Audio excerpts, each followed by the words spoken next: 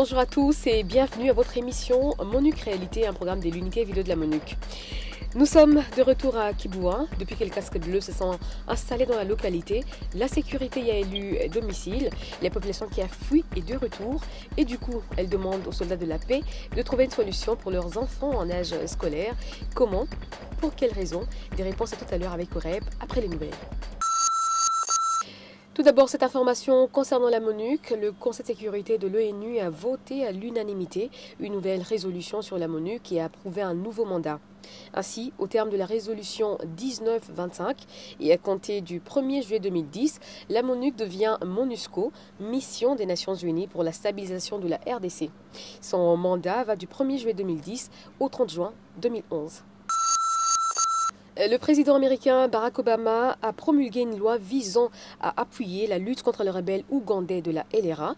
Les États-Unis vont soutenir les efforts des gouvernements de la région qui tentent de mettre fin aux activités de la rébellion. Au niveau de la MONUC, nous nous en réjouissons.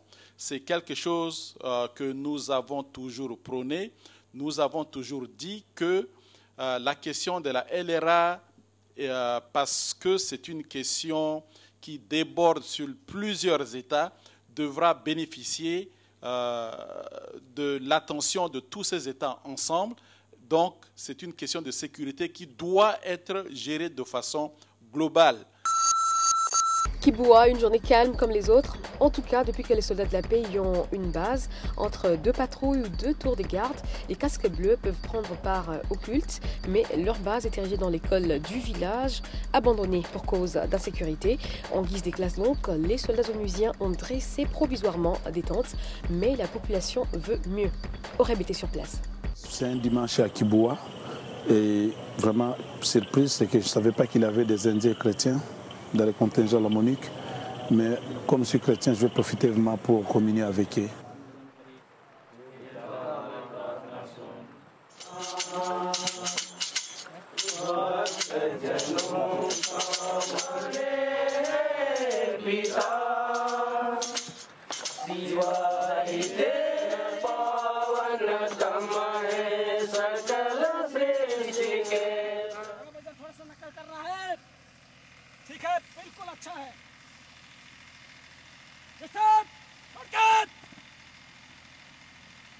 The first time when we arrived in Kiboua in July 2009, Kiboua was a small desolated village with a very minimal population. There was no economic culture here, and there was no police around. Also, there was a sense of insecurity in the local population, and the armed groups used to move freely in the area.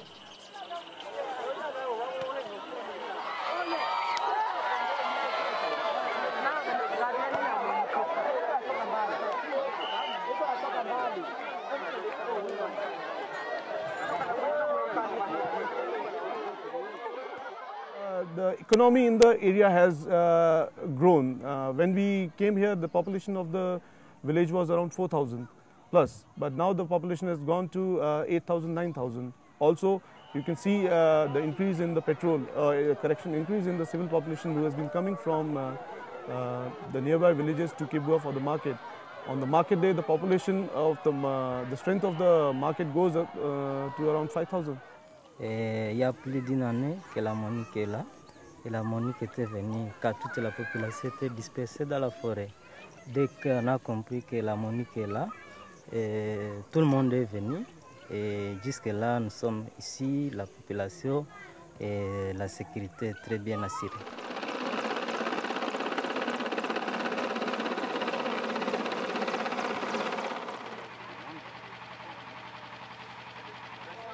Nous sommes devant une situation ironique. La MONUC est ici depuis environ une année et la MONUC était obligée de situer sa position ici dans une ancienne école primaire et secondaire, à côté pour juste son hélipad. Mais avec la présence de la MONUC, la situation s'était vraiment largement améliorée. Et il y a un autre problème qui s'était ajouté, c'est que les enfants sont retournés parce qu'il y a sécurité. Et la MONUC doit céder cette école. La MONUC est en train de discuter avec les autochtones pour voir quelle pourrait être la solution pour pallier à ces problèmes qui se présentent aujourd'hui. Parce que la MONUC doit rester là, mais les enfants aussi doivent étudier. On continue, on cherche à localiser quel sera le lien pour un autre emplacement, soit pour une école ou pour la base de la MONUC. les tentes que vous êtes en train de voir là, ce sont des abris temporaires que la Monique avait construites.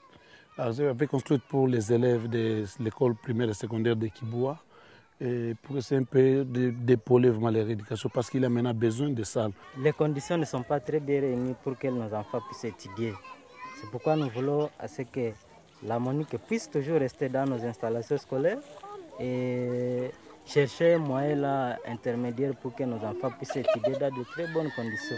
Surtout nous construire des abris provisoires ici pour que ça puisse nous permettre de bien évoluer avec les études. Ok. On va faire comme ça, comme on a dit. Le contingent indien il va se déplacer là-bas. Hein? Les compromis c'était comme ça. On va construire l'école. On va arriver jusqu'à 10, presque 12 salons où la part de l'école se trouve. On a été là avant. Ils sont déjà à avoir 4 salons et on va construire encore 8 salons pour l'école secondaire et l'école primaire. Ce sont des constructions temporaires ou bien matériels durables? On va faire des constructions permanentes. On va faire des constructions on va trouver la solution pour avoir le matériel de construction, les schémas et tout comme ça. On va les trouver si c'est possible localement. Même pour booster un peu l'économie, et on va trouver les matériels de construction de Walikale, et même sinon on l'amène de Kisangane à Walikale par la route, et après on va le faire ici.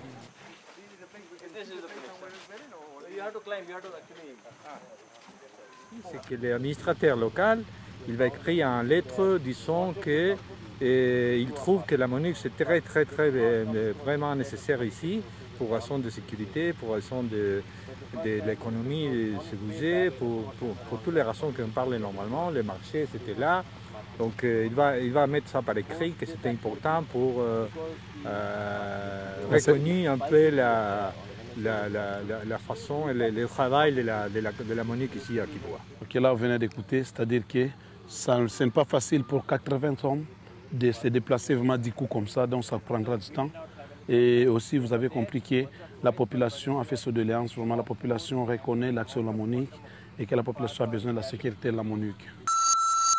Même si elle se veut très prudente, le retour de la population civile en soi est un signe que la paix reprend progressivement ses droits, d'où le sentiment légitime que la reprise des services publics, l'école en l'occurrence, doit être effective. Et c'est pourquoi la MONUC, en plus de déplacer sa base, envisage de réhabiliter l'école, voire de construire des salles de classe supplémentaires. C'est la fin de MONUC Réalité. Au revoir et à bientôt.